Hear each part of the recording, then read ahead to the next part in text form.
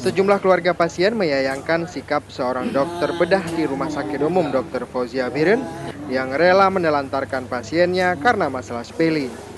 Sang dokter marah karena perban yang dipasang pada salah seorang pasiennya rusak dan tidak pada posisi semula. Menurut keluarga pasien, sebelumnya Dr. M yang masuk ke ruangan Cut Nyadim SMF bedah memeriksa sejumlah pasien di ruangan tersebut. Tiba-tiba sang dokter marah setelah mengetahui perban pada salah seorang pasien rusak tidak pada posisi semula. Masuk dokter, Pak? Ya, tidak masuk dokter. Tidak mau masuk? Masuk ada, tetapi tidak ditangani. Tidak tanya. Direktur Rumah Sakit Umum Dr. Fauzia Biren, Dr. Mokhtar Mat membenarkan insiden tersebut. Menurutnya, setelah sempat terlantar selama 2 jam lebih, akhirnya pasien bedah di kamar Cut Nyadin kembali ditangani oleh dokter lain. Tapi sempat ditelantarkan tadi, Pak? Lantar mungkin dalam 1-2 jam kan.